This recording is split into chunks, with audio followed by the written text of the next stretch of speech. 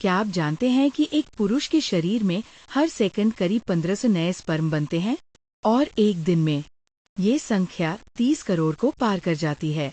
सोचिए, आपके शरीर में एक ऐसी अदृश्य फैक्ट्री है जो बिना रुके हर पल नई जिंदगी के लिए तैयारी कर रही है। लेकिन ज्यादातर लोग यही सोचते हैं कि ये काम सिर्फ अंडकोश करता है। सच ये है कि इसकी शुरुआत होती है आपके दिमाग से। हर स्पर्म बनने की प्रक्रिया शुरू होती है हमारे दिमाग के एक बेहद छोटे लेकिन अहम हिस्से से, हाइपोथैलेमस। ये हिस्सा एक हार्मोन छोड़ता है जिसे कहते हैं GnRH, गोनेडोट्रोफिन रिलीजिंग हार्मोन। ये हार्मोन सीधा संदेश देता है पिट्यूटरी ग्लैंड को, जो हमारे शरीर का मास्टर हार्मोन कंट्रोल सेंटर होता है। पिट्यूटरी फिर दो बेहद खास हार्मोन रिलीज करता है, FSH और LH। FSH यानी फॉलिकल स्टिमुलेटिंग हार्मोन टेस्टिस के अंदर स्पर्म बनाने वाली प्रक्रिया को ऑन करता है, और LH यानी ल्यूटिनाइजिंग हार्मोन टेस्टिस में टेस्टोस्टेरोन बनाने में मदद करता है। टेस्टोस्टेरोन ही वो हार्मोन है जो मर्दों की आवाज को भारी बनाता है, दाढ़ी मूंछ उगाता है और सबसे जरूरी शुक्राणु निर्माण को स्थिर करता है। अब चलिए शरीर की उस जगह की तरफ चलते हैं जहां असल में शुक्राणु बनते हैं, यानी अंडकोश या टेस्टिस। टेस्टिस के अंदर होती हैं हजारों लाखों पतली सी बलखाती नलिकाएं, जिन्हें कहा जाता है सेमिनिफेरस ट्यूब्यूल्स।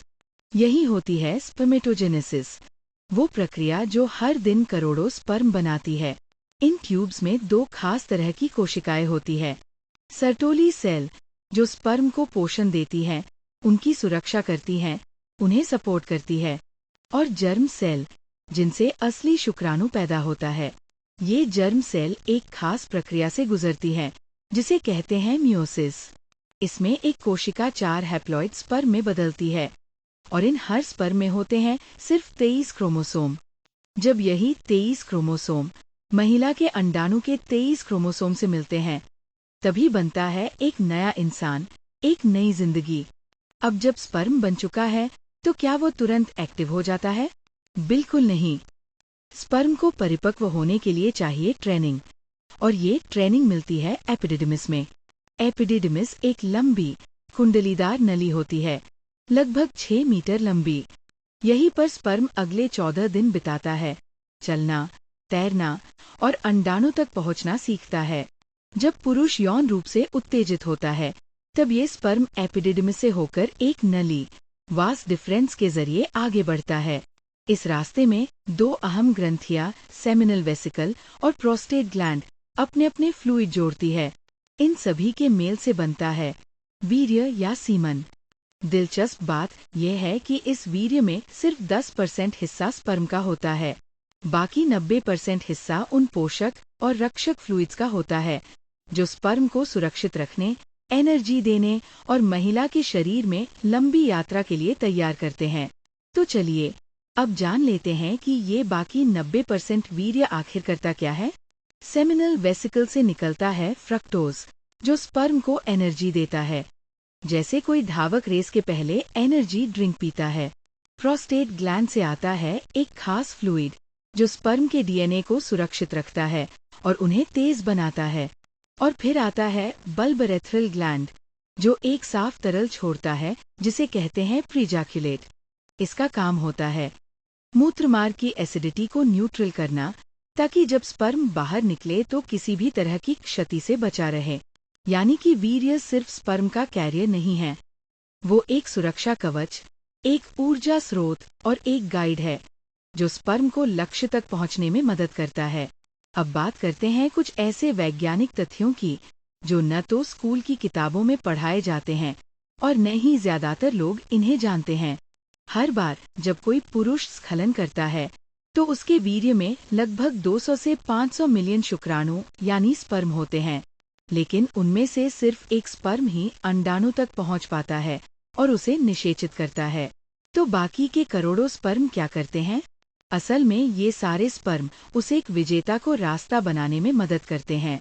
वो इम्यून सिस्टम से लड़ते हैं, दीवारों से टकराते हैं, फैलोपियन ट्यूब में सही दिशा पकड़ते हैं और आखिर में एक स्पर्म जीतता है। स्पर्म की सबसे बड़ी ताकत होती है उसकी पूंछ, जिसे कहा जाता है फ्लैजिलम। यही उसे पानी में तेजी से तैरने की क्षमता देती है। और जानकर हैरानी होगी कि शरीर के अंदर स्पर्म 2 से 3 महीने तक जीवित रह सकता है। अगर वह महिला के शरीर में प्रवेश कर जाए, तो वो वहां 5 से 7 दिन तक एक्टिव रह सकता है, यानी अंडाणु का इंतजार करता है। तो दोस्तों, हर दिन आपके शरीर में करोड़ों नए स्पर्म बन रहे हैं, लेकिन सिर्फ संख्या होना काफी नहीं है।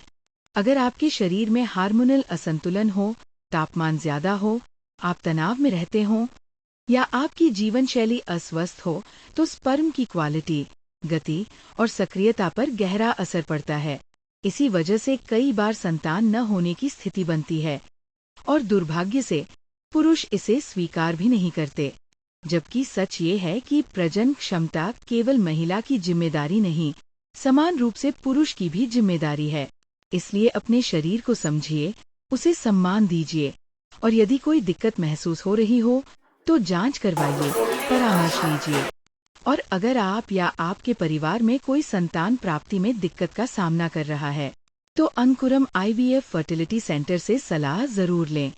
हमारी एक्सपर्ट डॉक्टरों की टीम हर कदम पर आपके साथ है। अंकुरम आईवीएफ अब रांची, जमशेदपुर और धनबाद तीनों शहरों में उपलब्ध है। मुफ्त परामर्श के लिए अभी कॉल करें।